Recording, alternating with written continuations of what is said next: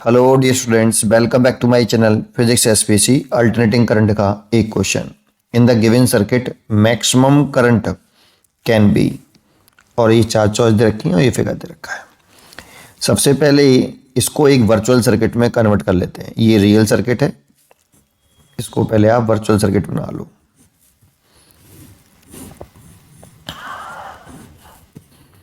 और virtual circuit में VRMS voltage लिखते हैं और उसकी फ्रीक्वेंसी लिखते हैं F। अब VRMS जो होता है इसकी कंपेयरिंग करें, E बराबर इससे V बराबर से कर लेते तो VRMS होता है कितना, सीधा लिख देता हूँ V0/√2, क्योंकि यहाँ पे E0 दे रखा है। मैंने इसकी कंपेयरिंग करी V0 sin ωt से, मैं V0 लिख रहा हूँ, ये E0 लिख रहा है, एक ही बात है। ये पीक वोल्टेज कितना है E0/√2, ये है ना, और फ्रीक्वेंसी हो जाएगी ω/2π। ये अब इसमें जो करंट फ्लो करती है इसको हम बोलते हैं IRMS। इसी को हॉट वायर एमीटर जो होता है वो मेजर करता है, ठीक है ना। Root mean square current, virtual alternating current, effective alternating current, इसको मेजर करता है। तो IRMS इक्वल टू कितना होगा, IRMS होगा VRMS/Z। VRMS तो कांस्टेंट टर्म है, देखो V0/√2, ये वोल्टेज कैसा है आपका, कांस्टेंट। तो IRMS अगर चाहते हैं मैक्सिमम करंट कैन बी, अगर ये चाहते हैं मैक्सिमम तो Z को मिनिमम होना पड़ेगा। अगर Z मिनिमम होगा तो करंट मैक्सिमम होगी, ठीक है। और ये वाला वोल्टेज जो है रूट मीन स्क्वायर वोल्टेज, ये कांस्टेंट वोल्टेज हो गया, देखो आपका,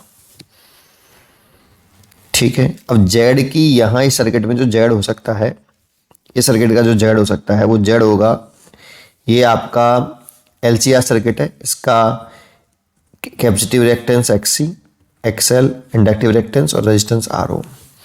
तो मैं ले सकता हूँ R² plus XL minus XC का होल स्क्वायर। लेकिन Z की वैल्यू मिनिमम चाहिए बेटा मैं, तो ये तो इफ तीन तरह का LCR सर्किट बना सकते हैं हम, कि अगर XL is greater than XC, अगर XL XC से बड़ा हो तो सोच के बताओ Z जो आएगा वो R से बड़ा आएगा या छोटा आएगा। तो Z की वैल्यू R से बड़ी आएगी, क्यों, क्योंकि XL में से XC घटाएंगे तो कुछ वैल्यू बचेगी, और जो वैल्यू बचेगी उसे हम R में ऐड करेंगे, तो Z की वैल्यू R से तो बड़ी ही होगी।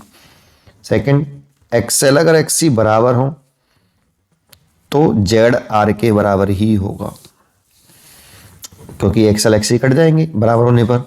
और XL अगर छोटा हो XC से, देन अब Z कैसा हुआ, R से बड़ा या छोटा। तो देखो XC अगर बड़ा है XL से तो घटाएंगे तो नेगेटिव में, लेकिन उसका होल स्क्वायर करेंगे तो पॉजिटिव में ही हो जाएगा, और पॉजिटिव में होगा तो उसमें ऐड ही होगा, तो Z फिर अब R से बड़ा आएगा।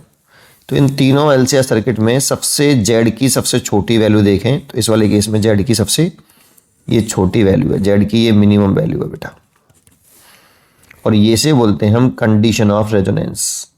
इसी को क्या बोलते हैं, condition of resonance series LCR circuit, series LCR circuit. क्योंकि Z जब मिनिमम होता है तो करंट मैक्सिमम हो जाता है, ये कंडीशन है सीरीज रेजोनेंस LCR सर्किट की। तो देखो Z की मिनिमम वैल्यू आ सकती है सर्किट में R, तभी जो करंट मैक्सिमम होगा। इसीलिए करंट की जो मैक्सिमम वैल्यू आई IRMS, इसकी मैक्सिमम वैल्यू निकालें तो ये होगी VRMS/Z की मिनिमम वैल्यू R, और VRMS की आपकी ये वैल्यू दे रखी है E0/√2R। एक्चुअल में यहाँ पे बताया ही नहीं उसने कि मैक्सिमम करंट उसे किसकी चाहिए। भाई मैक्सिमम करंट बोल दिया उसने बस। अब मैक्सिमम करंट बच्चे से पूछते हैं पीक करंट, एम्पलीट्यूड करंट, भाई ऐसा कहाँ बोला उसने, पीक करंट के बारे में तो बोला नहीं है।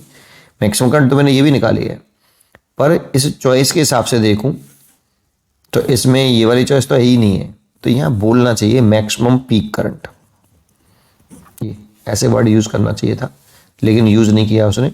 तो IRMS की जगह पर ले सकते हैं I0/√2, और ये भी इसकी पीक की भी मैक्सिमम वैल्यू होगी, पीक की भी मैक्सिमम वैल्यू होगी, ठीक है। ये E0/√2R, √2 से √2 कट गया, ये जो पीक वैल्यू आई है ये खुद ही मैक्सिमम वैल्यू थी, लेकिन इसकी भी मैक्सिमम वैल्यू, मैक्सिमम की मैक्सिमम वैल्यू E0/R, ये इसका आंसर होना चाहिए फिर। इसीलिए इसका आंसर टिक करना चाहिए हमें E0/R। ठीक है, इतनी बात समझ में आई होगी उम्मीद करता हूँ।